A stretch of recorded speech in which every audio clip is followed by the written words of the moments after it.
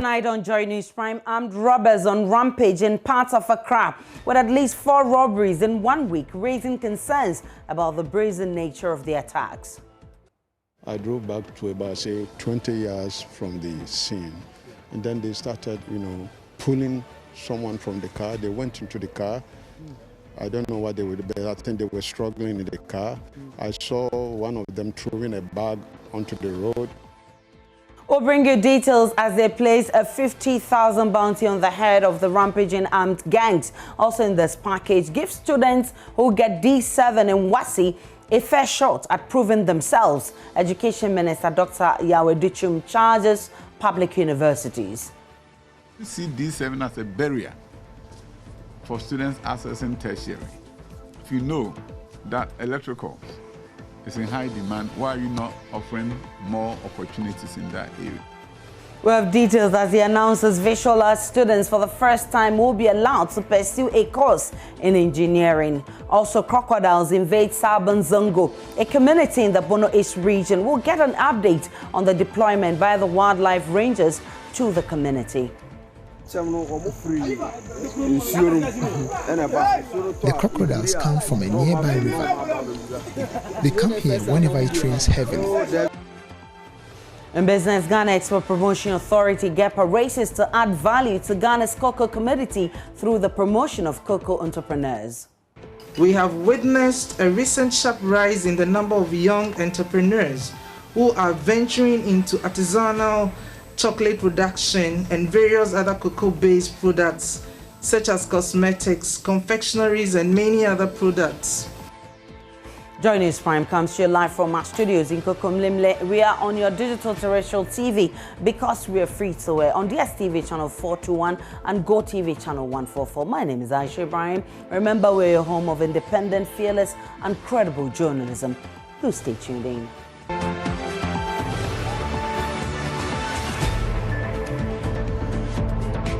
Many thanks for choosing us tonight. The Ghana Police Service says it is scaling up security measures to deal with the worrying spate of gang robberies in parts of Accra. This week alone, more than 4 robberies have been reported, raising concerns about the brazen nature adopted by these armed men. The robbers in the separate incidents made away with huge sums of money.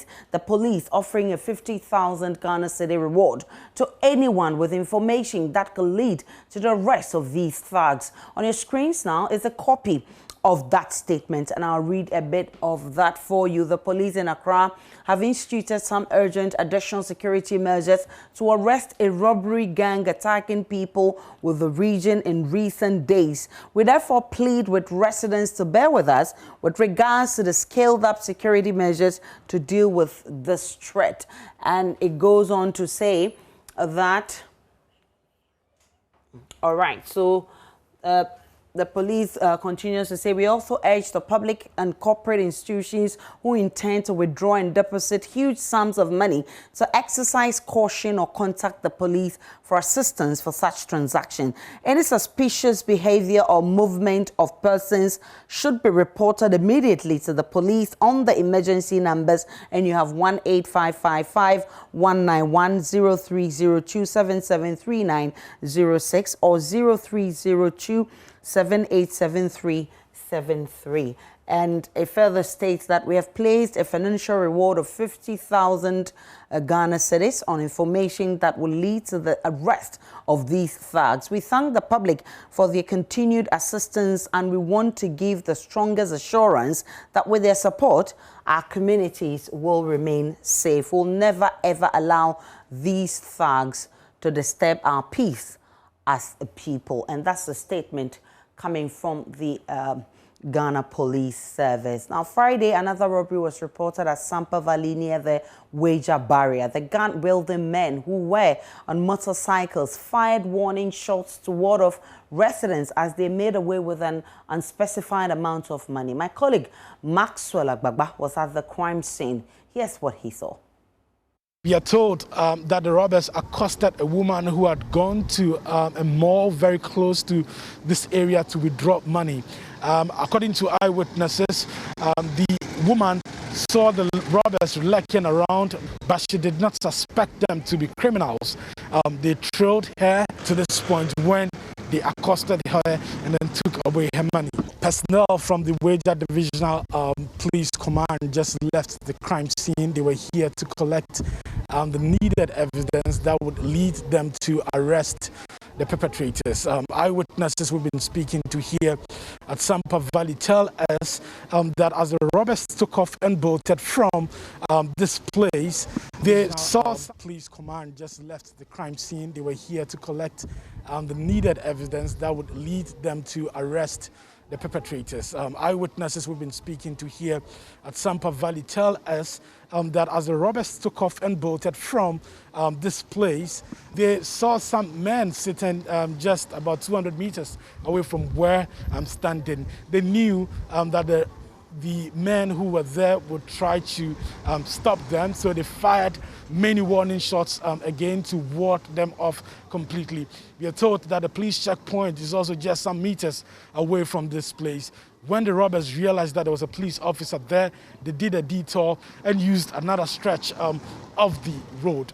I've been speaking to a man who witnessed how the incident happened. What happened is it was around 9:15, 9:30.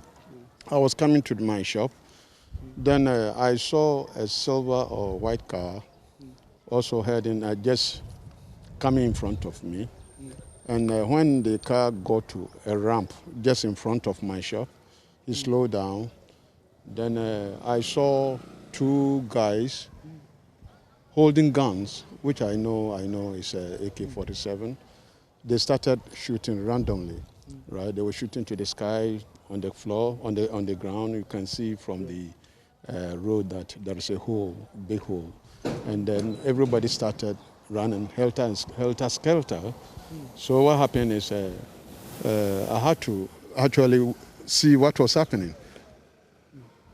I had to decide what to do, so I drove back. Instead of coming forward, I drove back to about, say, 20 yards from the scene. And then they started, pulling someone from the car. They went into the car. I don't know what they were, but I think they were struggling in the car. I saw one of them throwing a bag onto the road. And then later, the guy came out from the car, and there was a rat sack, which I think maybe I thought was containing some money, because they might have chased them or followed them from where they drew the money from. I understand it's from the bank. Well, another man I spoke to told me that the robbers fired about 10 warning shots. It happened around 9:20 in this very morning. Okay. I was at my shop and I heard a gunshot. So I just came out from my shop and I saw 4 men on bike with a gun, 2 guns. So there's a lady with a car going, and they stopped the car. One of the motorbikes stopped in front of the car, and one stopped at the back of the car. So the one at the back of the car just gave a warning shot into the air, and so the car stopped, and they just opened the door of the car and just took off some bags. They stopped the they stopped the Benz car. That is the Benz car over there. I don't know if you can. Yes, a white Benz car. So they stopped it over here and then attacked. So they pulled the lady who was seated at the back, as I'm sure she was the one holding the money. Okay. Yeah, so they pulled her out of the car. Even her phone fell in the gutter, which was beside over here, and they gave some warning shots around, scaring people. So it was something, an action where people couldn't come out. Because at a point, seeing people holding 2 guns and AK-47, as we know, it was so scary. So from there, they moved away, and a policeman came around. We narrated the whole issue. So when they were moving, were they still firing? Yes, they were firing as they were moving. Then this week, another one happened very close to the Apenkwa overhead bridge, where robbers on motorbike accosted a woman in traffic and made away with her money.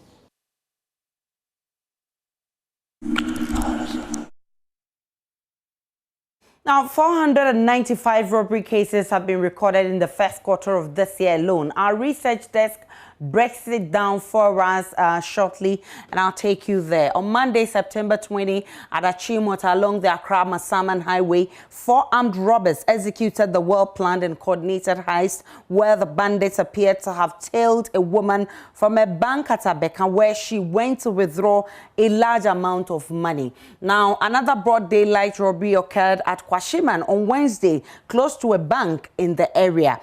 A man who is yet to be identified was shot in the leg not long after he came out of the bank and made away with his money. I mean, all of this happened this week alone. According to police statement, a 33-year-old woman was robbed at gunpoint of an amount of 29,000 cedis. The victim escaped unhurt. There was one this morning. It happened at Sampa Valley near the wager barrier. Similar modus operandi. The victim had just withdrawn an amount of money in a bag when the gun-wielding men on motorbike firing shots at the crime scene. Now, let's look at the crime index in Ghana, and we're doing a comparison of from 2014 to 2021. And if you look at it, it's being up and down, and it's going up again. In 2014, it was 46.38%. In 2015, then you come up to 49.42%. In 2016, you have 49.01%, which is just 1% lower. Now you come to 2017, it's 46.99%. It's gone a bit higher from 2016. Now in 2018, you come back to 45%. So that's, I mean, some improvement there. In 2019, look at the gap. It's widened from 45% to 51.95%.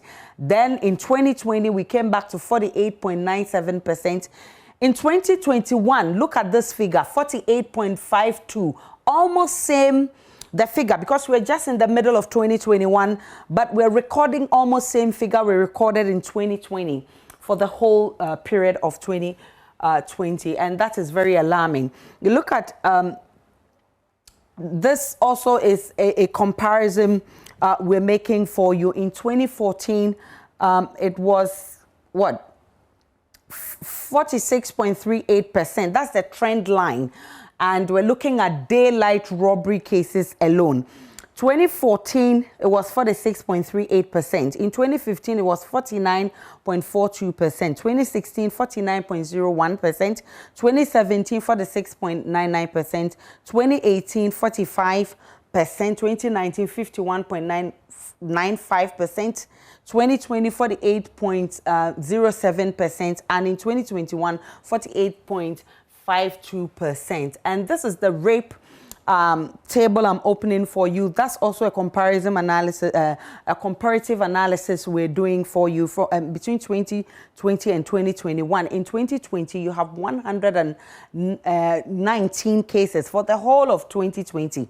In 2021, however, in the middle of 2021, we've recorded 97 cases already in the middle of 2021. So this is also not good at all. And then you look at the murder cases for first half of 2021, a total number of reported cases 313, confirmed cases 306 for this year alone, half of the year. And you talk about murder cases, the gender distribution, and you find out that there are 83.40% going out for the males and 16.60% for females. That's the distribution. And then you look at, we are also doing another comparison of what? In 2020, you have 123 murders, 2021, 144. And remember, this is the figure, 123 is the figure for 2020. Now in 2021, we are in the middle of the year. We've not ended the year already, but we've already recorded 144, which is a figure that is higher than what we recorded in 2020 for the full year. Again, this is not pleasant according to security experts. And you look at kidnapping cases, a comparative analysis for the 2 years, 2020 and 2021. In 2020, we had 27 of that for the whole year. In 2021, Just half of the year gone, and we have 26. One more figure to hit 27, which is the figure for the whole year for 2020. And this is cause for worry. The invasion of Sabon Zongo, a suburb of Techiman in the Bono East region by crocodiles that found their way into the community during recent floods, is also making life very difficult for residents. So the large reptiles have been found in homes and drains in the town, and the residents can't seem to get them back into a nearby river, which has been their natural habitat. The residents say the authorities have also not been helpful in finding a solution to the problem. Anna Sabit has more in the following report. Our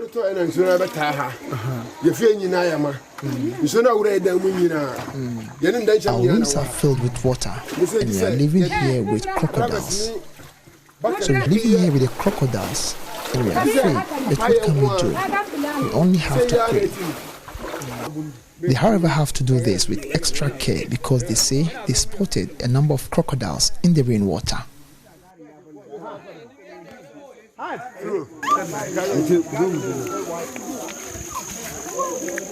Right, so the people here are trying their possible best to ensure that they get this crocodile out of this place. It's rained for some hours, and the lights has also gone off. It's about 8 p.m.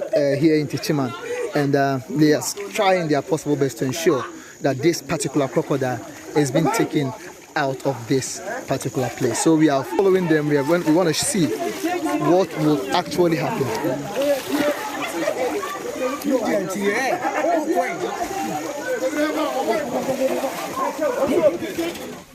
After some few hours, the people here are convinced that the crocodile has moved to a different location.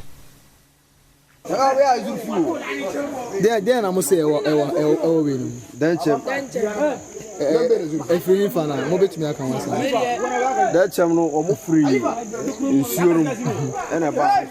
crocodiles come from a nearby river. They come here whenever it rains heavily.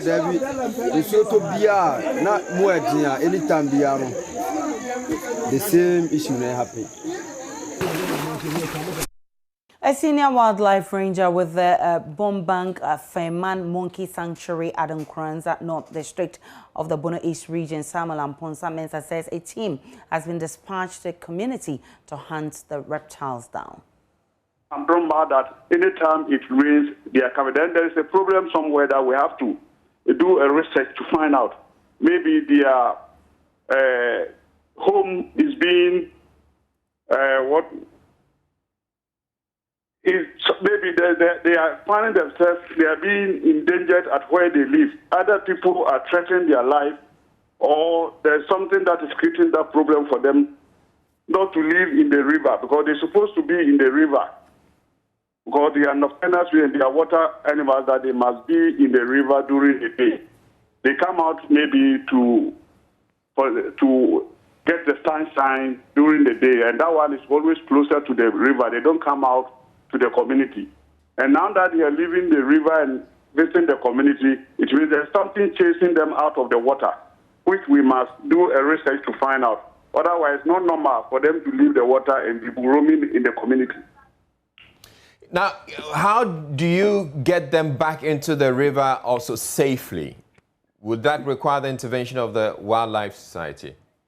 Yeah, without the wildlife, it's very dangerous if you don't know how to handle animals. Capture them. But they are very dangerous animals. Crocodiles are very dangerous animals. And we have a technique we use to capture them. So now that they have found themselves in the community, I'll be going back there to do my own research. Then I'll report to my regional manager. If it's possible that we need a rescue team from the Wildlife Division to come and rescue them, we will do it. Bono East regional correspondent Anas Sabit joins us with more via Zoom. Anas, I understand it's raining again. What's the current situation in the community? Sasha, it's raining again. It's been raining for nearly 45 minutes, and the people, even before the rain starts, most of them have to leave their homes for fear of being trapped by the rains. Yesterday, we saw a number of them moving or seeking shelter from family and friends. And as the rain was about to start, they have to pack their bags and baggages and then gather some few items and then, leave their homes because they are afraid what happened yesterday is capable of happening again. Though the crocodiles, as at the time I was leaving the area, were not seen in the community this evening, they are afraid they may return today should the rain be heavy. I mean, that is what the people are telling me moments ago. And has the wildlife team been deployed to the community as promised? That is what we were told.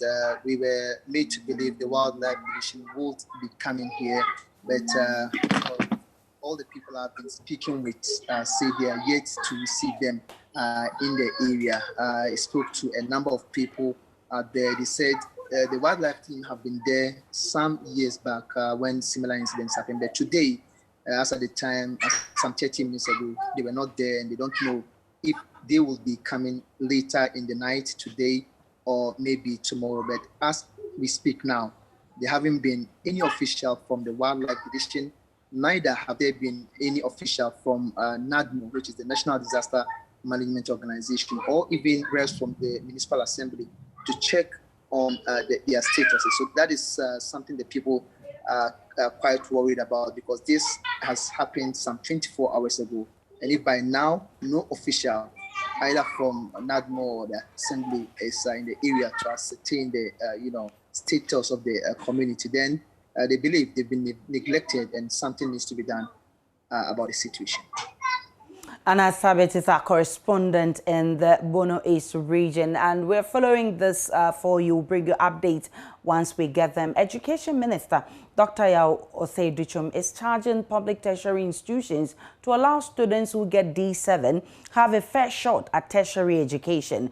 According to the minister, the institutions must create access for such students through innovative programs. Dr. Yao Osei-Duchum does not understand why the education journey of students must be curtailed simply because they had D7 in WASI. He's been speaking at the swearing-in and inauguration of governing councils of some public universities. I want you to take this as a great opportunity to contribute to socio-economic transformation. Because in my opinion, within short-term to medium-term, transformation of Ghana will happen when the tertiary institution positions themselves well and support the transformation agenda. Our gross tertiary enrollment ratio is 18.8. South Korea is 3.6. So, no nation has been able to show transformation without hitting 40-50% gross tertiary enrollment ratio. So, Mauritius is 40%. Good, everything is changing. Our 18% will not change Ghana, and that is why the president has set an agenda of 40%. What it also means is that you got to begin to look at your programs. More diploma programs, so that all those students sitting at home with D7 will find a place in your institution. The institution that are saying, oh, we are not getting the numbers, but what happened to supporting students, offering courses in diploma, electrical, engineering, and you're going to see the numbers of students going up. And then, of course, after that, they can go to work. And if they want to continue, they can continue. So we shouldn't see D7 as a barrier for students accessing tertiary. Begin to look at programs in high demand. Dr. Osei-Duchum also adds that government is working closely with Ghana Tertiary Education Commission to allow visual arts students pursue a course and career in engineering. He explains that engineering requires creativity and impediments should not be placed in the way of visual arts students who possess such quality. I just want you to know that you shouldn't find yourself bound by rules in such a way that you are not even thinking about how you can bring about great transformation. If there's a barrier, we are willing to work with GTech to remove it for you so that you can proceed. This year, we're going to get, for the first time in the history of this country, our students who are doing visual arts will be given opportunity to become engineers. And the people who are engineers don't think they are going to destroy your profession. I don't think we can do engineering very well if we don't have people who are creative in the midst of it. But I'm not saying lower standards. They are going to come in and do pre-engineering and pass the same fixes and chemistry courses that you expect of everyone. And once they do that, why should we put barriers in their way? I tell of the story of Kojo Mensah, who had a dream, and God was speaking to him. And God said, Kojo, you're going to be the best engineer the world has ever known. And he said, God, it's not possible. And God said, you are. He said, God, you don't know me. And God said, I created you, I know you. And he said, God, I want you to know that I'm growing up in Ghana, and in my high school, I'm doing visual arts. So I'll never be an engineer. But God knew Kojo was going to travel to America, and when he gets there, he'll become an engineer. We are joined by Kofi Afriy, who is Executive Secretary of Africa Education Watch, for more on this. Mr. Kofi Afriy, I'm grateful for your time. What do you make of the suggestion that students who get D7 must be admitted, particularly into these technical universities? Good evening, and good evening to your church audience. I agree fully with the proposal by the ministry and the minister for that matter. In 2013, D7 students and indeed E8 students were actually permitted to enter polytechnics. And we saw that it increased enrollment by about 25%. About 16,000 more students were added to the stock then. The fact is that sometimes you really wonder why we require someone to have a pass C6 in mathematics if the person is going to be doing a humanities course that has very, very little to do with mathematics, you know.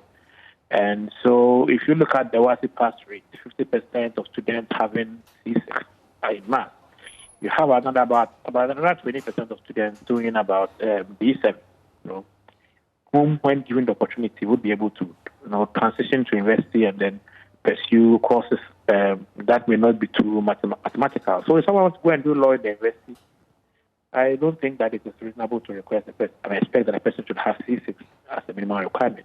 D7 is not a failure in mathematics, and for a program in humanities that involves more reading and very little or no mathematics, I think that that proposal makes a lot of sense in respect of harnessing potential that we may be losing.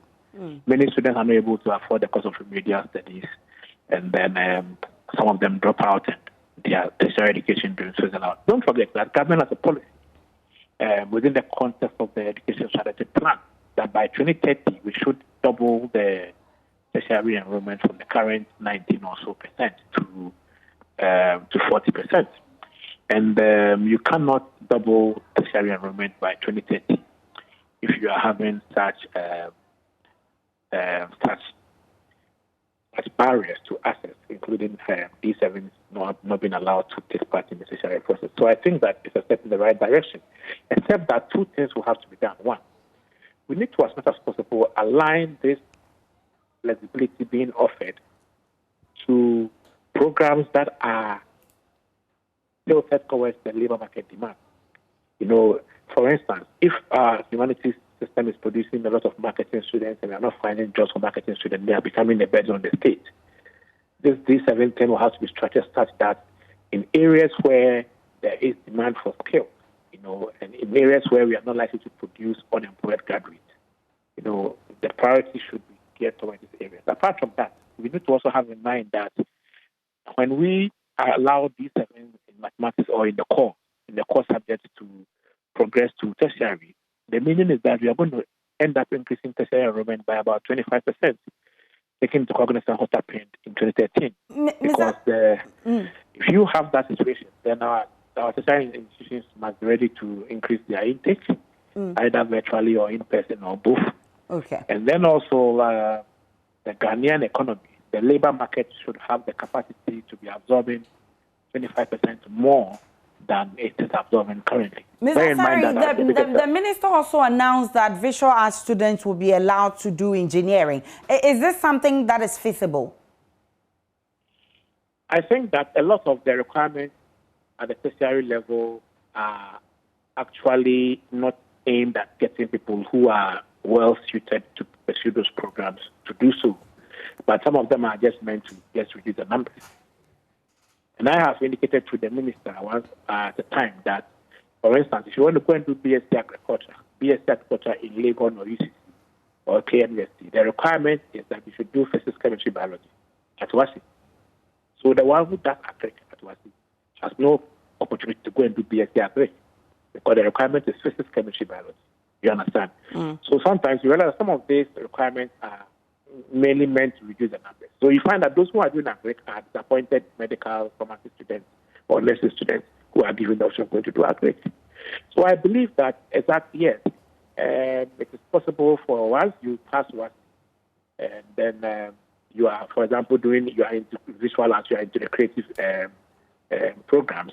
Of course, you should be able to go and do engineering with a little access course. We call them access course. All right. Where you are given some enhancement, and then you are able to migrate or join your peers who did science-related programs at the WASI level, which is possible.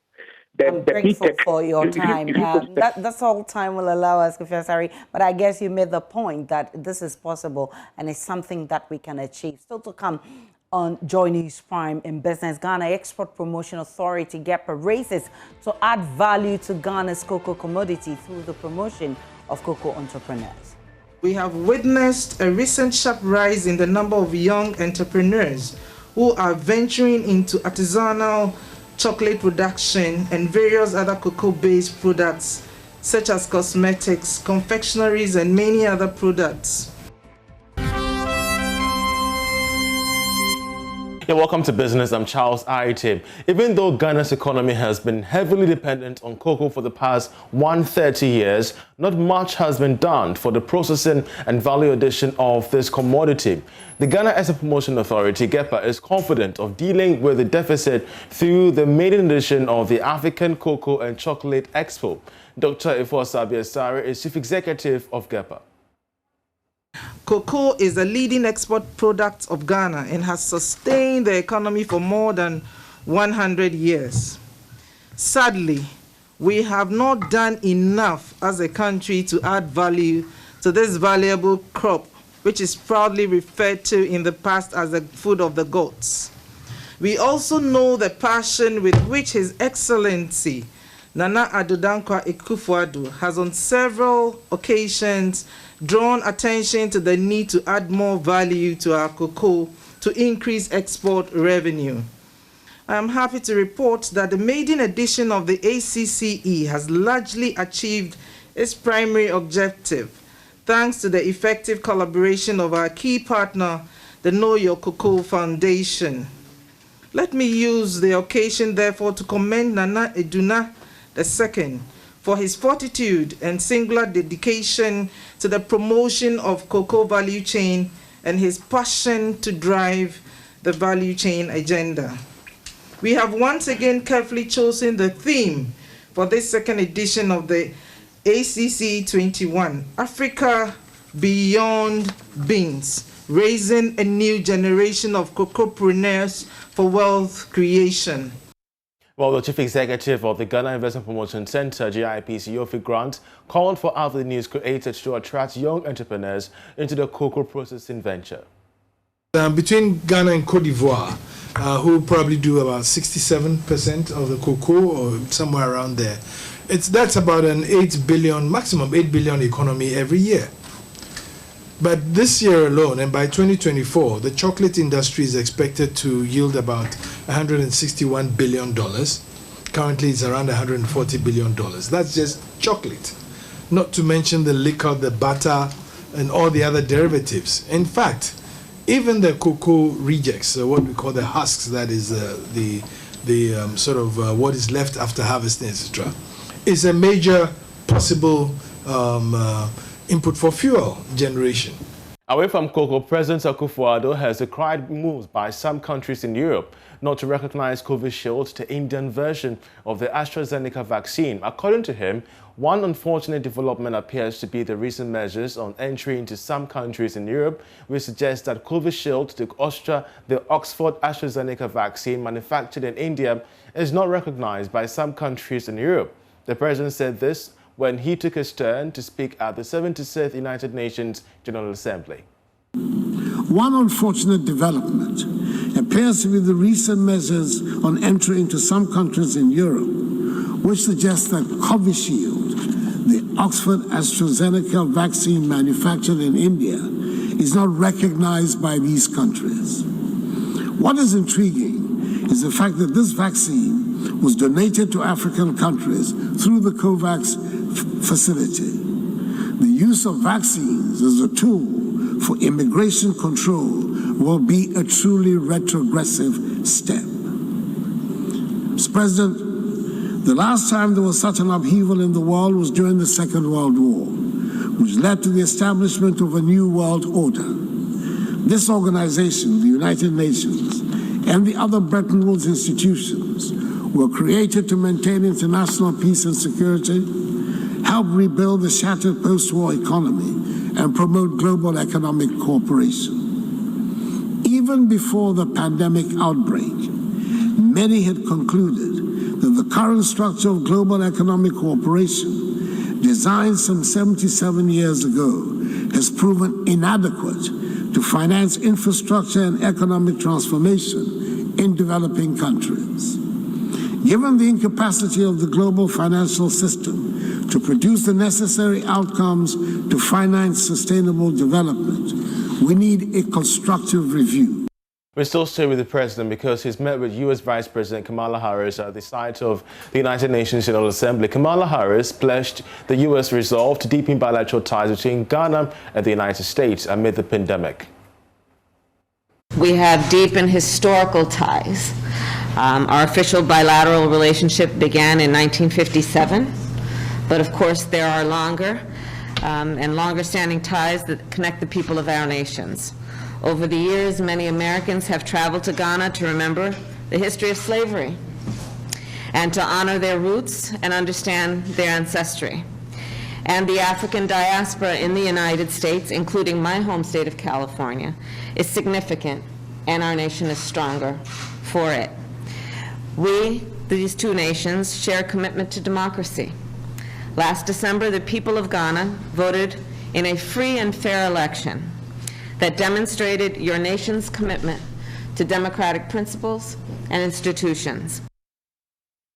And that'll be all for business. We have sports coming next. Just stay.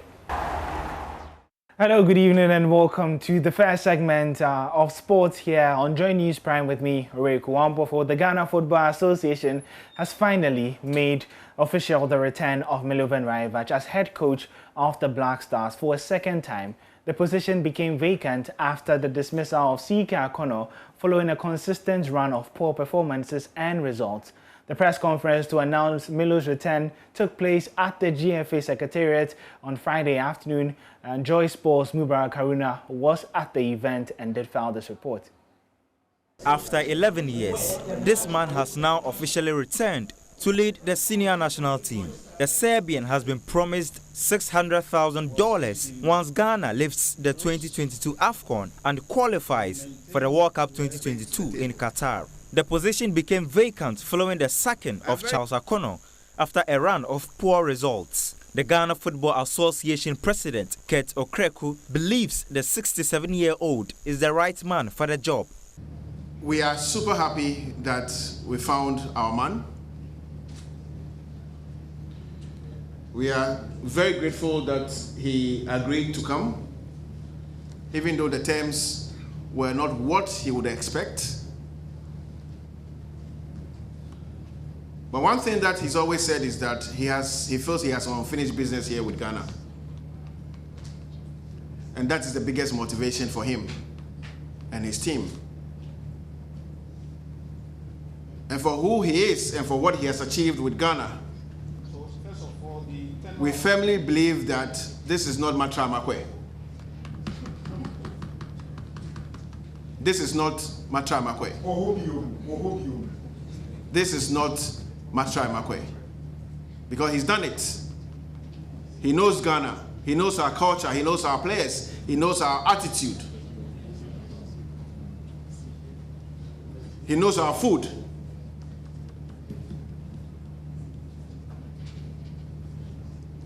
For which reason we firmly believe that we have the right man in place. The quarter-final stage at the World Cup in 2010, coupled with finals at the Africa Cup of Nations in the same year and the Chan tournament in 2009 were high points during his first spell. Milovan is confident of delivering again.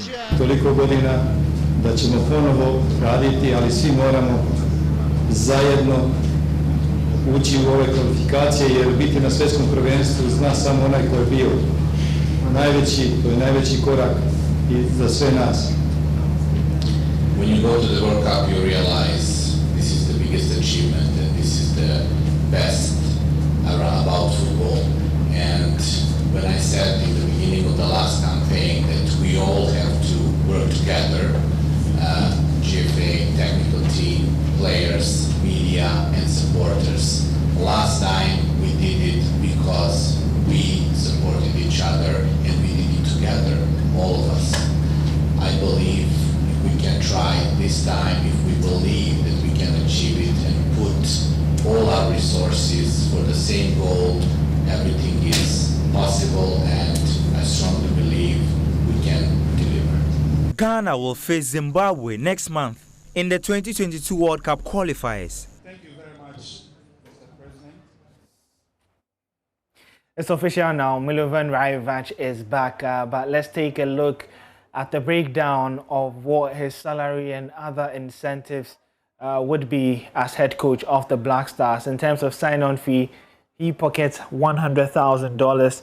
He would earn $30,000 each month. And in terms of bonuses, twice whatever the players earn, whether it's during qualifiers, friendlies, or tournaments. He has been tasked to do two things within the next year: win the 2022 Africa Cup of Nations in Cameroon. If he achieves that, he sends home a whopping $300,000. And next year, if he manages to secure qualification to the World Cup, he would add an extra $300,000. So Milovan Rajevac could potentially be a millionaire by next year if he indeed brings success back to the Black Stars. My name is Robbery Cases, and we're back with the second segment with more analysis on the reappointment of Milovan Rajevac.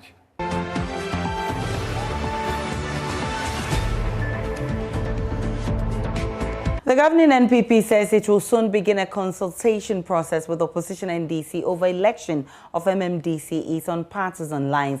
The NDC campaigned a no vote against the referendum for the election of MMDCEs, insisting the local government level should remain partisan. While Communications Director for the governing NPP, Alboabia Samoa, says the party is ready to look into the details reservations expressed by the NDC. He spoke to my colleague, Kofi Afriy.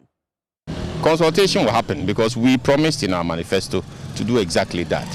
We promised to have MMDCs elected on multi-party basis. The NDC agrees with the election, not on multi-party. Yes, so we have to come to terms with that. We have to come to terms with that. They gave certain conditions when they withdrew. If you go back to refer to their press conference, they wanted more consultation, they wanted consequential amendments and all that, which are not impossible to do. So it's a matter of dialogue. It's so important that we close this loop. I've given you a handout. If you read it, you will find the reasons why perhaps electing on the basis of individual,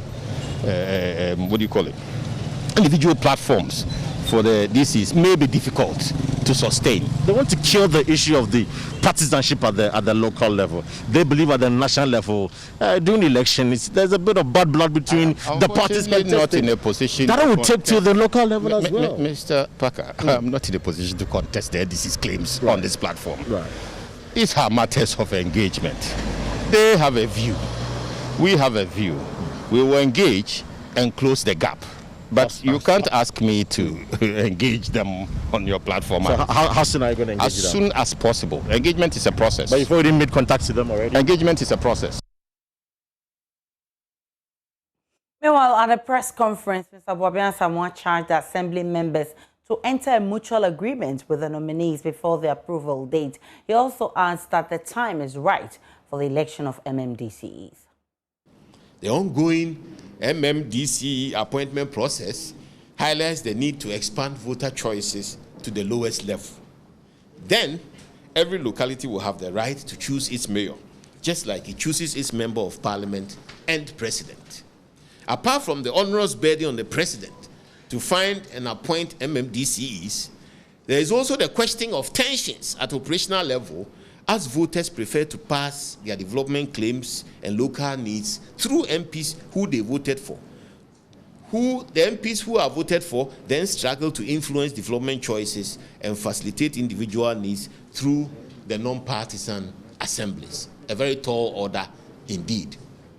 The MPP believes the amendment of Article 55(3) to allow for multi-party contest for MMDCs and assembly member positions will break the syndrome of winner takes all once and for all, and thereby stabilize the practice of liberal multi-choice democracy in Ghana.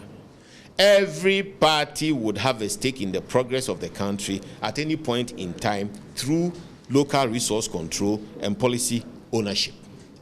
The MPP is clear about elections on a multi-party platform. Ladies and gentlemen, fortunately, the consensus building process seems to be picking up pace, with some CSOs working very hard towards that object. In conclusion, I want to congratulate all the nominees of the president for MMDCE. I urge all assembly members to engage the nominees and establish lines of mutual agreement towards formal approval before the approval dates. Since the assembly elections are supposed to be non-partisan, 100% approvals are in order and very possible. Since the assemblies are supposed to be non-partisan, 100% approvals are in order and very possible. This appearance of unity within the assemblies will facilitate the assembly members' own service to the people who elected them. It's time now for editorials. Araba Kumson is here, and she takes that.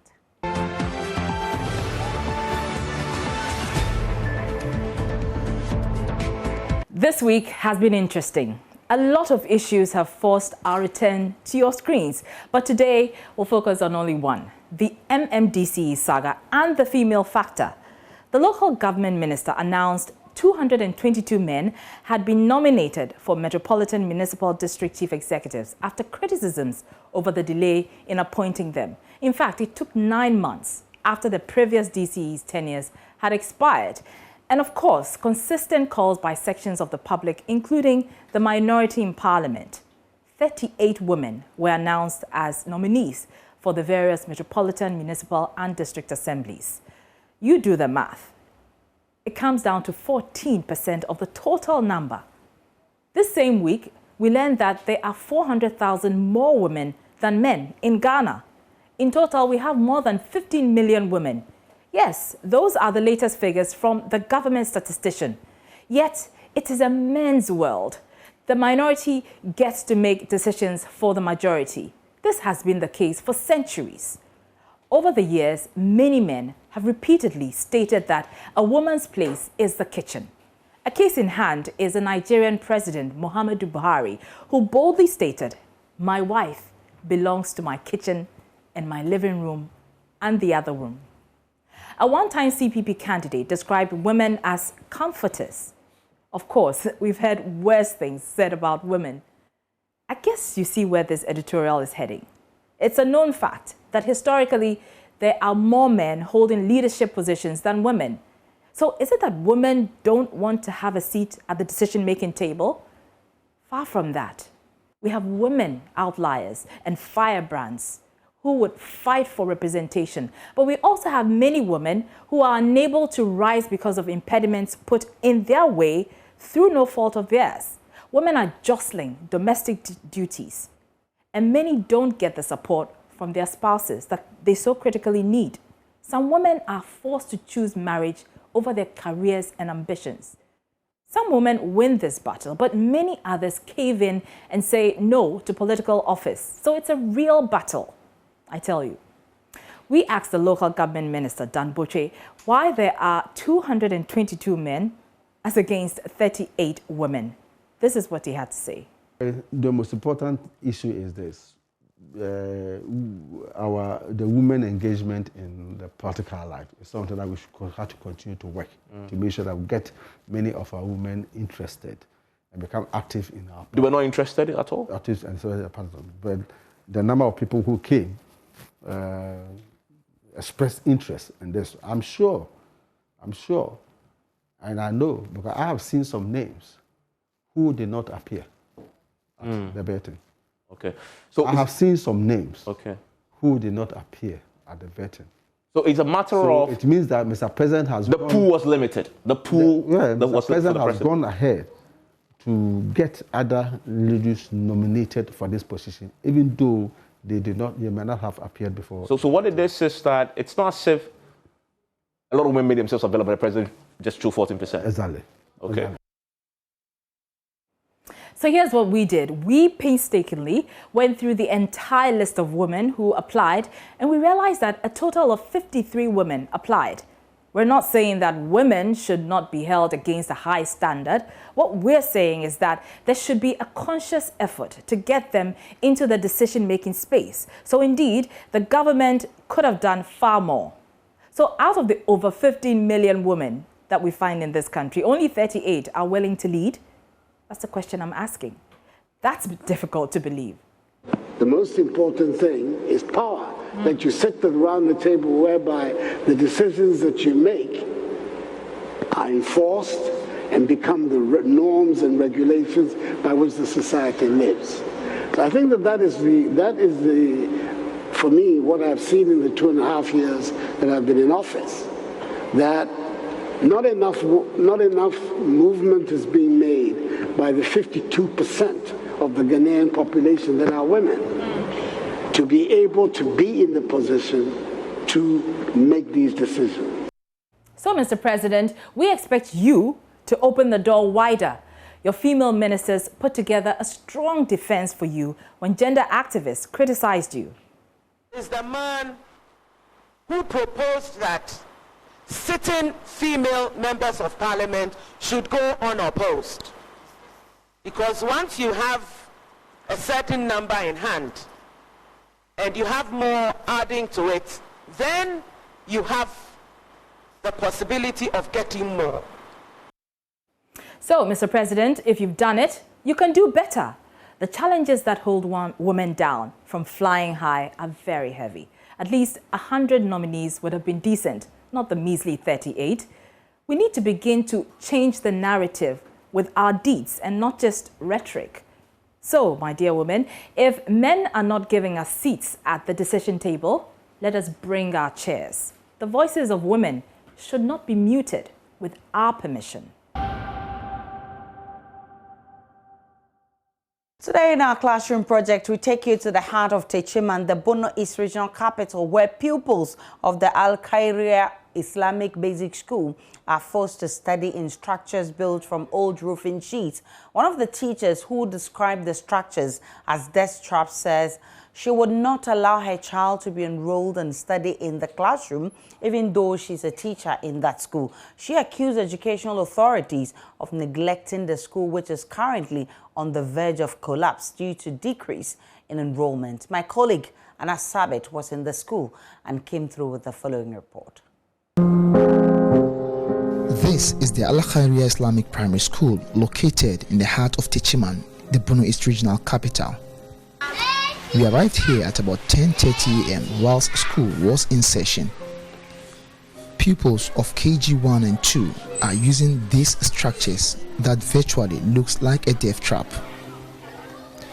Unlike several others whose parents can afford to attend private schools, these pupils here are forced to adapt to this environment because their parents do not have the financial muscles to pay for better education. These structures built with old roofing sheets pose a great danger to the health of these pupils, with some as young as 2. teachers here were compelled to teach pupils under this tree after the collapse of 2 classrooms due to heavy downpour.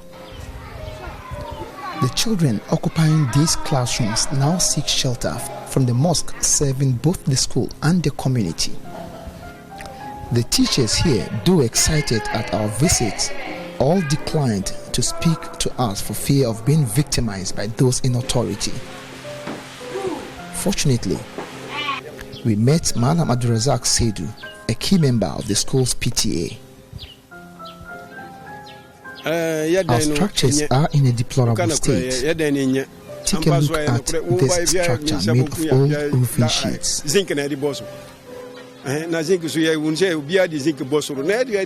If you're not careful with these sheets, you'll get yourself injured.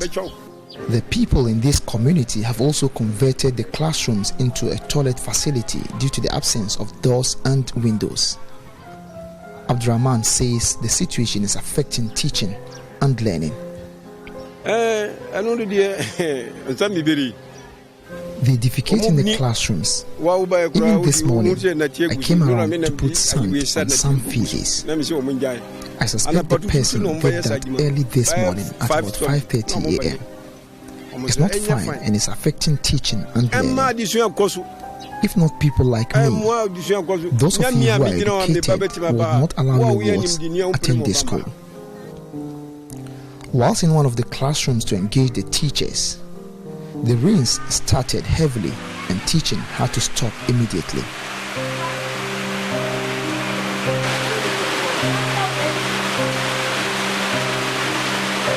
At this stage, both the teachers and the pupils have no choice but to place bowls on their tables to catch rainwater from the leaking roof.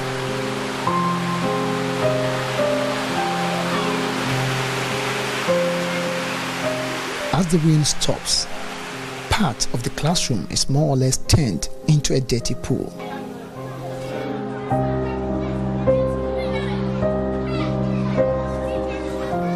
One of the teachers at a point agreed to speak to us. Madame Barkisu, not her real name, though questioned if those in authority would allow their wards to be enrolled and taught in a structure like this. When you look at the nature of this classroom in which we are, looking at the dusty nature of this classroom in which we are, I want to ask you whether there's any leader in Techiman here or in this country who will allow his or her ward to be enrolled in this school and to stay in this classroom. Nobody will allow that. She says educational authorities are only focusing on secondary and tertiary education, leaving the preschool level. There is something that our leaders in this country have forgotten of. And that is to say that it's like when it comes to education, they are building education on waters. Why am I saying this? Everybody will understand that or will believe that the foundation of education is the KG. But look at the nature of our KG. This is pulling enrollment down. Madame Barkisu is however worried that the deteriorating nature of the school is leading to the gradual collapse of the school, with the number of pupils reducing over the years. The numbers have reduced drastically. The school began with A. It was a single stream. Then, by and by, we had to divide the school into 2. We were running shifts. Some will come in the morning, some in the afternoon. They got to a time, the B stream, the enrollment was large enough, so they have to divide the B into C, B and C. So we're having 3 streams. To be fair with you, if you want to put these classes together, this school should be a single stream, not even A and B. Because of the reduction in the enrollment. And as I told you, if something positive is not done, that is what we are heading towards. Because if you come and meet 11, 12 children in a class, what is it telling you? There was a time there were about 30, 40 in the class, and the number is now reducing to a single number. What should you think? You should know that it is getting to the end of the school. Malam Abdurrahman is hopeful that our visit will help attract aid from philanthropists and those in authority. Once Joy News is here, we thank God Almighty. We know when we take this up, the government will be informed and they will come to our aid, else the teachers are really suffering. So I am in one of the classrooms, supposedly referred to as death trap by some of the teachers here. Teaching and learning has to stop immediately the rain started because the teachers here have to ensure that these children here are safe. And as a result, they can't continue with teaching the pupils here. This is what the teachers here have been going through almost on a daily basis throughout this rainy season. And in the sunny days, the situation is equally terrible. It's been the plight of the peoples here, and all they are calling on authorities to do is to provide them with the needed classroom structures to enhance teaching and learning. From the Al-Khairia Basic School here in Techiman, my name is Anna Sadik, reporting for Joy News. Your support in any form can change your life forever. For Momo transactions, kindly send to 059303883 Joy FM or to the Access Bank account number 0090-1010-54191 Castle Road branch. The branch code is 009 and the Swift code is ABNGGHAC. You may also reach us at our front desk for further inquiries on the number 0302-216540. The Classroom Project, promoting social justice through philanthropy. Now, family of a final year student who jumped to death at Cheneboa Kodia Senior High School has accused authorities of failing to act when the boy fell. Edward Dute, 19 years, is alleged to have scaled a wall to avoid a routine checkup by prep master, but landed with his chest on the ground, getting hurt in the process. But the father is not satisfied with the reasons. Here's a report by Oforia Manfo. Father of the late Edward, Larry Dute, recounts he received a distress call asking him to show up on campus to check on his injured son. He instructed the caller to give the phone to the son, Edward Dute. Mr. Dute says when he later arrived at the school, he was told his son died after scaling the wall to avoid a routine check by prep master. But he was not satisfied. He questions why his child was left unattended several hours before he was rushed to the hospital. 11:30, and I'm afraid my banner phone lies. And I'll be an for a pick here. So the phone command Emma, maybe son, Minachia, come on. God, Edward, Aden was a Baba Mapra, Dada Mapra, Dada Mapro, Mapra, many so bring me. Many so bring me. And tea, a son was a Mapra was a, let me be sent to teacher phone, a wahin, or say that, mean to mean Casabium. And when the last way that me ban a cry, me to an amugu drainage me ban. Edward died at Kumawu Polyclinic in Ashanti region. The distressed father says the mother was also rushed to the hospital upon hearing the death of their first child of 5. Say, what tea and ye? One quadi nka or hakran come from where minimuji, and yadia, one in a bit my son common cry because and required in call hospital. So one dear, Casabi, as a be any word, Timika, a come. Dio can say, ne banning enough for a poor, since any enough for a better abani. Na on a bad year, no moon a baby fee. Family head Paul Dute is not convinced with the police report. He wants the body to remain in the morgue until the investigation is complete. See, I didn't know what church idea or they show my own who but the Yanji and our school authorities so almost what church quite fast for a bassa, but a young toya sumu until one damn watch a kakra. Na yentimi kasemuno emanisi ansana yebekwa koyi body na yakoyi na mmom no yaguso nya de a abusia no ebojuso The situation at Chunibu Senior High School is very calm, despite what has happened. The students yesterday wrote their paper, and today too they have written their paper. So in all, there's calmness in the school that we look forward the children will go on that way to finish the rest of their papers. Reporting for Joy News, Obidishe Ofori Amanfo. The overlord of the Mamprugu and president of the Northeast Regional House of Chiefs, Na Bohaga Abdullahi Mahami Shariga, has issued a royal decree placing a ban on the practice of open defecation, especially in the regional capital, Naleregu. The chief has consequently instructed every household in the region to get a toilet facility before the end of the year or risk being prosecuted.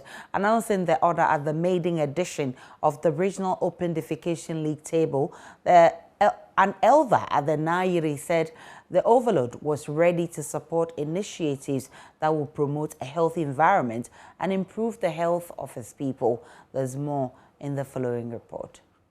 As part of steps to encourage the commitment of resources into basic sanitation management in the region, the Environmental Health Directorate, with support from partners, organized the event to appraise the performances of the various districts in the area of open defecation.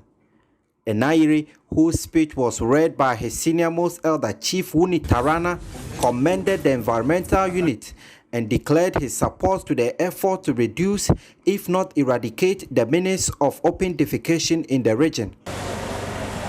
When they talked about the open free defecation, he said he wholeheartedly welcomes the idea and that he has agreed and he has declared as the overlord that every compound in Northeast region should have a toilet. If you didn't create it at the time of the construction, you must create one now. And if you are about to start a building project, you must include a toilet facility in that project. Because, one, the bushes are no more there to hide us. Everywhere it's becoming plain. And we must respect ourselves, that we don't go out to squat and people will look, when they are coming, you cannot raise your head, you are bending your head to the point that sometimes you can fall on what you are dropping there. And the other thing is that times are changing. We must adopt our practices to internationally accepted ways in order that our health, the health of the people in Northeast will be enhanced. Although the challenge of open defecation remains, the region has been recording minimal improvement in the number of communities attaining basic ODF status. About 496 communities out of 708 in the region have currently attained open defecation free status, representing almost 66% coverage in basic sanitation. The unveiling of the league table saw the Bumpurgu Nakwanduri district recording the #1 position, followed by West Mamprisi, the Yunyo Naswan district getting the 3rd position, and closely trailed by East Mamprisi and Cherponi, with the Mamprugu Mwaduri district falling to the last position. The regional minister, Mr. Yidana Zakari, assured his support to help in the enforcement of the decree by the Nairi. Gentlemen, I think the region must be seen as serious in its quest to fight open defecation, then its district capitals must set the pace. I was therefore very happy when the Nairi and his elders indicated that they have given the residents of Nalergu 3 months moratorium for all households to contract latrines or stand the risk of being prosecuted by the district authorities. I assured myself and the Regional Coordinating Council to this clarion call by the traditional authorities. Residents of Northeast, I say, stop open defecation. Northeast deserves better. and indeed we truly deserve better. He, however, tasked heads of the assemblies to put in place measures to have their sanitation bylaws and gazetted by middle of next year. However, to be able to achieve the desired results, metropolitan municipal district assemblies must first gazette their bylaws and sensitize inhabitants in their jurisdictions on them. Doing this will allow the district assemblies to bring to order extremists who will not want to support the Clean Ghana campaign and stop open defecation for that matter. It is the goal of the Regional Coordinating Council to have all MDAs with their bylaws accepted by the middle of next year, that is June 2022. I hope you take Elias Sutanko reporting. The chief of Yoyo in the Northeast region says he's unsatisfied with how authorities responded to the outbreak of scabies disease in the district. The chief says the authorities, since the outbreak, are yet to provide any support to help local staff deal adequately with the disease. According to him, the district would have witnessed mass infection of the disease if it were not for the timely interventions by native individual philanthropists and groups. The chief also bemoaned the persistent lack of development and progress in the area and called on government to step up efforts to establish a district hospital to cater for the health and well-being of the people. Elias Tanko once again reports. These very remote places in the northern region, northern, upper east, upper west, we hardly hear of such assistance. So if our own people hadn't come to say this, I believe by now the whole country is aware that this thing is there, and nobody's cared to send a high medical delegation to come and even see them seeing for themselves and give it a wider version of it. So we are managing. So government, we know the problems with the government at the moment. Things are really hard. The COVID has come to disturb so much.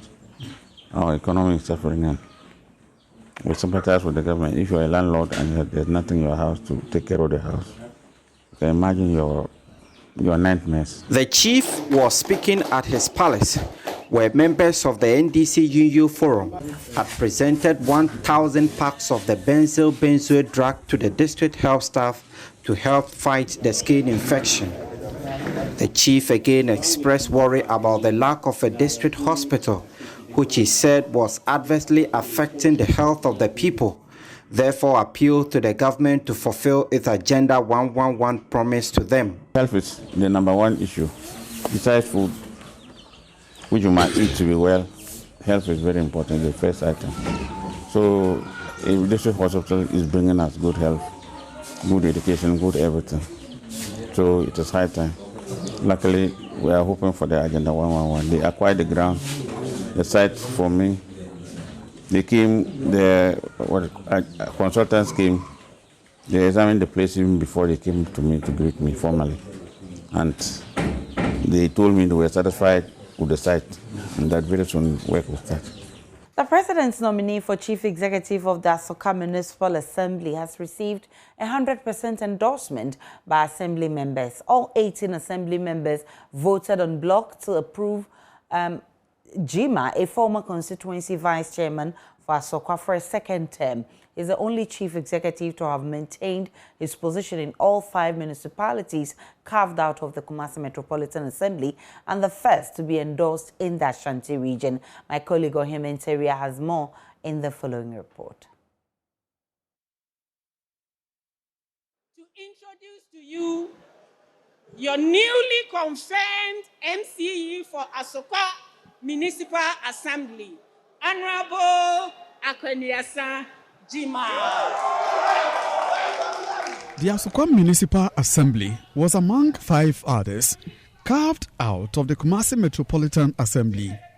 With the exception of Asoka, all other assemblies, Swami, Kwadaso, Oforukrum, and Asokore Mampong, had their chief executives missing out on renomination.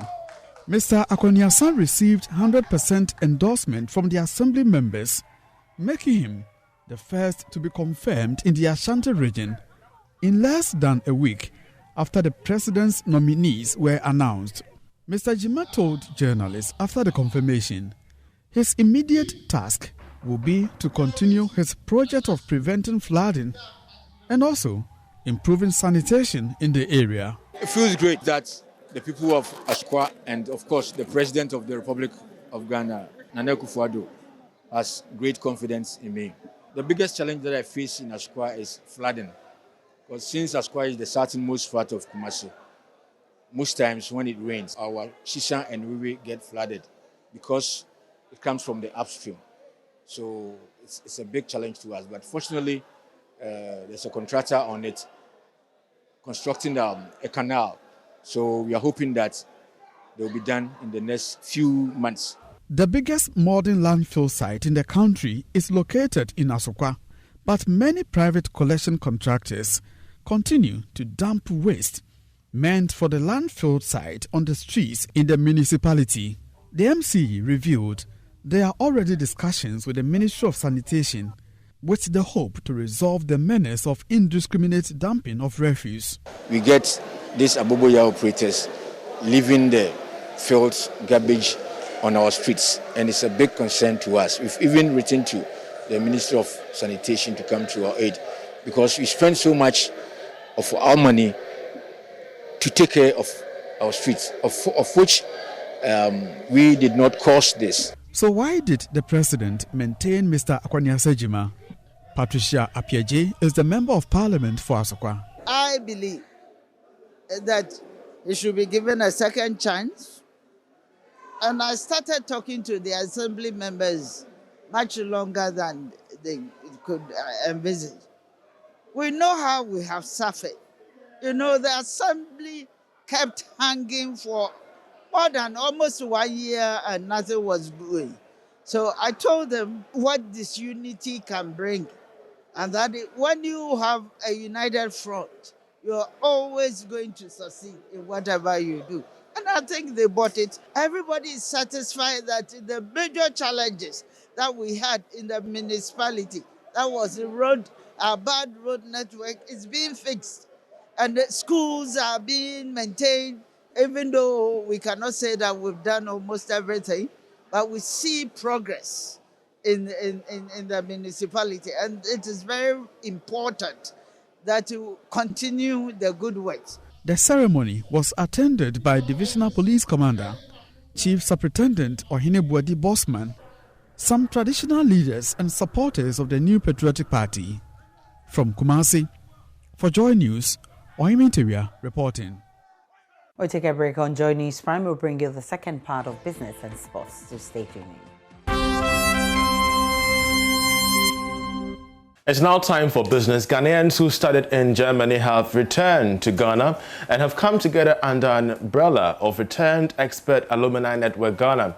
The project being facilitated by the GIZ through its program Migration and Diaspora PMD seeks to encourage Ghanaians who have lived, worked and studied in Germany to return home with the expertise acquired to contribute to the country's development. We have more in this report.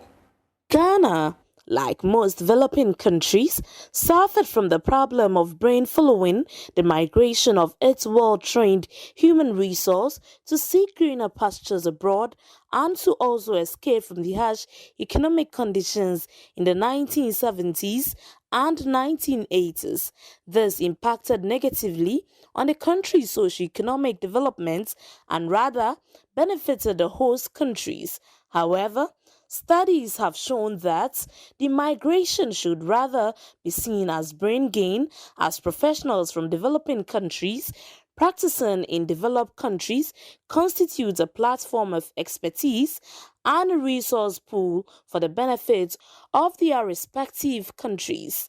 The Germany government, through its program Migration and Development, which is being implemented by GIZ, decided to facilitate the return of the migrants for them to bring their expertise acquired to bear on the country's development. Senior National Coordinator for the program Migration and Diaspora PMD of the GIZ, Mrs. Abena Osu Amponsabio, had this to say. Over the years, experts from Germany have been supported to return home back to Ghana, and They've been impacting in various sectors of the economy, and we think that it's about time that we brought them together, fostered the network, and supported to see how we could further impact from our respective angles.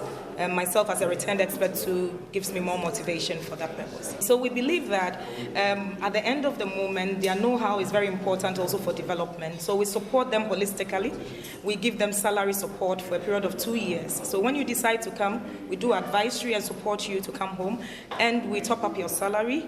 We give you workplace equipment support to help your work delivery at your workplace and knowledge sharing. The head of Local Government Service, Dr. Nana Atto Arthur, said cautious and deliberate measures have been adopted to remove bottlenecks which impede the reintegration of such personnel into the system. According to him, the returned migrants have varied expertise which should be tapped for the good of the country.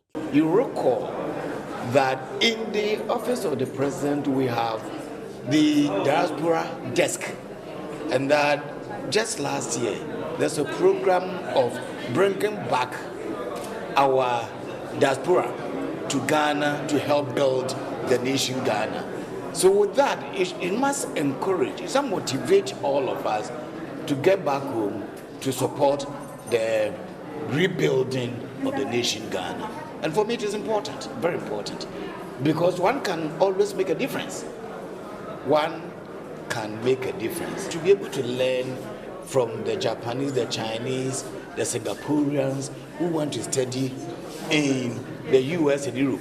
And then when they went back, they knew the conditions at home were not the same as where they were living, but they left. And they'll be able to build their countries to the level where they are now. Some called for the adoption of the German work ethics and culture, such as honesty, hard work, politeness, and respect. Now, government has been charged to consider providing more social and heavily subsidized housing schemes to deal with the surge in housing deficit in the capital. The latest population and housing census revealed serious housing deficit, a situation that has been fueled by a spike in migration to the capital, Accra. Speaking on PM Express, the business edition, the chairman of real estate firm Comet, Nana Odeneho Tremantin, said this could help deal with the situation. $300 per square meter as a basic affordable for a living area is basic, it's standard. You can't change it. The only problem is how much you earn and what you use it for. That is the headache now. That is the calculation we have to sit down and then we have to resolve. Because everybody buys cement internationally. We buy louvers, we buy aluminium products. They are standard. You cannot reduce it. We are in a global world. From the patriarchal, globalization has become part of it. So now you cannot talk about anything. You talk about global economy. Formerly, those days when we were small, but you just go and listen to BBC when they are playing football and all that. Today, you look at it and it's being played in Europe. So if you sit down, your GAPA is collapsing, you are weeping. Because they are also going to look for games over there. But then I was trying to get your thoughts on this whole idea about getting access to long-term funds. There is talk about how we can now rely on the pension fund. The pension fund is small. Is it feasible? It's feasible, but it's small. It's not enough. It's not enough because you are saying that there's a deficit. As Allah said, they say 1.7 million houses. And where is the money to produce 1.7 million houses? Assuming that we are doing 200,000 per year. 200,000 houses per year at a price of, cost price of about $300 for 100 square meter property. It means you need a $30,000 per 2-bedroom, which I'm talking about, times 200,000. That's equivalent of how much? About 6 billion or so, or about 600. Right. Yeah. And then how are you going to raise it? Are we going to put it on cement? Are you going to? I don't believe that we need to even go into the taxes. We can go back and see how we raise the pension fund. But the pension funds are only 1.5 million people who are contributing to the pension fund. Among the almost 30% of it are teachers. How much do teachers earn? Well, farmers in the Sene East District of the Bono East region have been introduced to new farming technologies to improve their crop yields. These new technologies were developed by the Soil Research Institute of the Council of Scientific and Industrial Research. It is under the Modernization Agriculture in Ghana program to help address the rapidly declining soil fertility levels in the region. We have more in this report. The 2020 Research Extension Liaison Committee of the Modernizing Agriculture in Ghana program observed farmers in the Bono East region produce lesser crop yields due to declining soil fertility. Scientists from the Soil Research Institute visited the region to educate and demonstrate to farmers its newly developed soil fertility management strategies. A research scientist at the Institute, Dr. Emmanuel Dugan, took the farmers through the new technologies, including biochar, a soil conditioner that helps to conserve both soil nutrients and moisture. There's also poultry manure compost for soil fertility improvement and moisture conservation. Soil fertility is a problem all over Ghana. So today we are here at Kajeji. We are planning, we have another demonstration at Wenchi, which is, Bono region. So the first we did at Bechem was Ahafo. Now we are at Bono East. Next week or two we'll move to Bono region, and then we'll move on. We finished the northern Ghana. We did one at Nyampala. So it's all over. If the money, comes, we will extend to all over the country because the soil fertility is the same everywhere.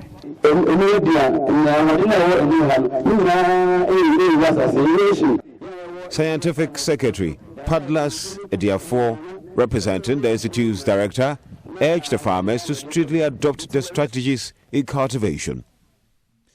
District Chief Executive of Sine East, Abraham Mbanye, lauded the program and advised the youth to engage in farming to reduce the rate of unemployment in the region. I'm urging the youth that they shouldn't see this time farming as a punishment, or they shouldn't see it like a job that is not lucrative.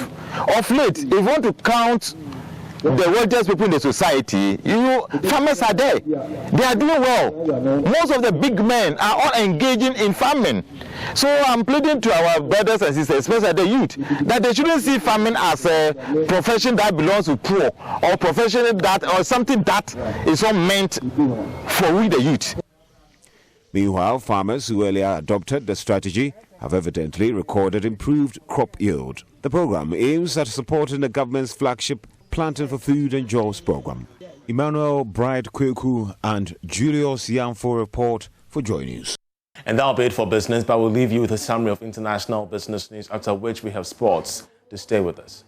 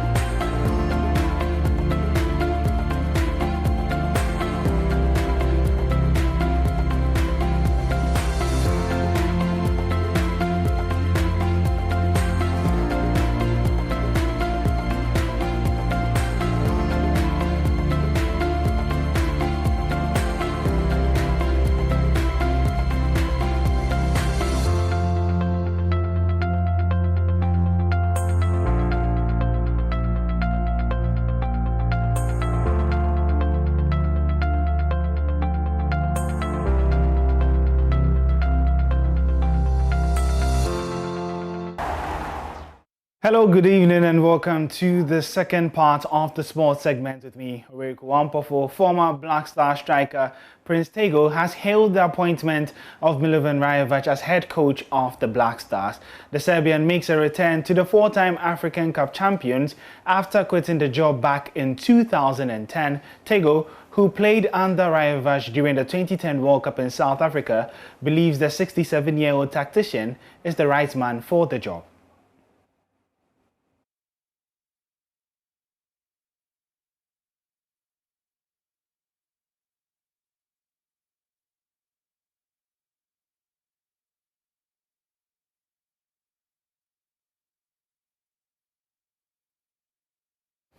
So Prince Tego did play 13 games for the Black Stars under Milovan Rajovac, where he scored 5 goals and provided 1 assist. Unfortunately, we had a bit of a technical difficulty bringing you that foul.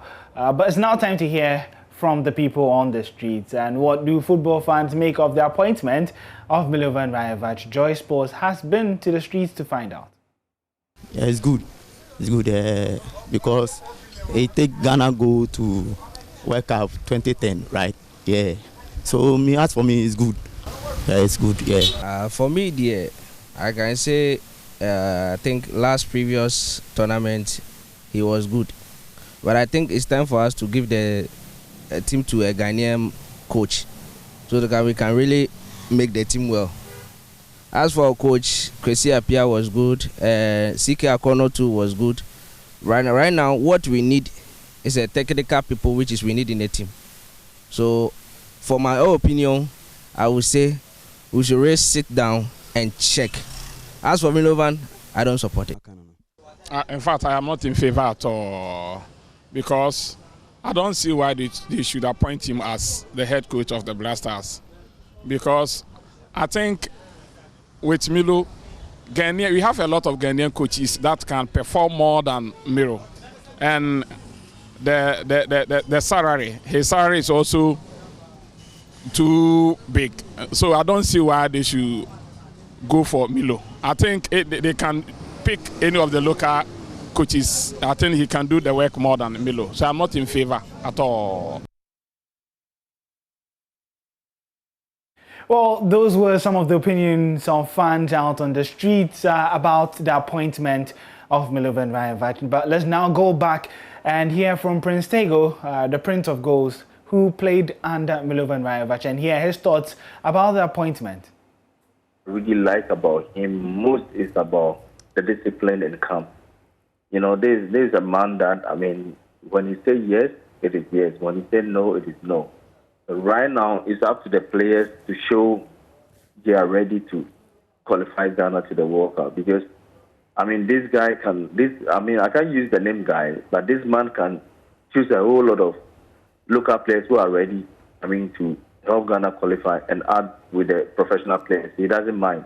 There are some names that we know that if they're not in the team cannot go far. But this man can do certain things that I'm sure without them, Ghana will see and have the results. I mean, that's what I know, and that is what I've experienced at my time. So I'm very happy that he is back, and I know he's going to do the work because we really need to go to Qatar. Yeah, I mean, the time is very limited, and since the FA believes in him and they've given him this opportunity, I think they should allow him and give him the right players that we have.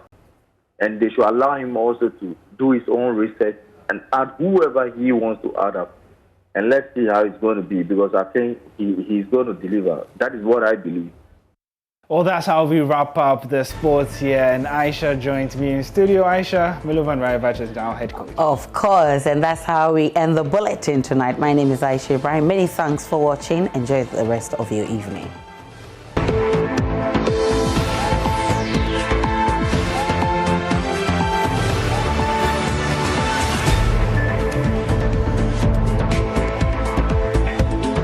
Hello, my name is Evans Mensah, and you can relive all the fun and excitement on Top Story, Newsnight, and of course, Ghana Connect via podcast. All you need to do is to log on to myjoyonline/podcast. Search for your favorite show and relive the moment.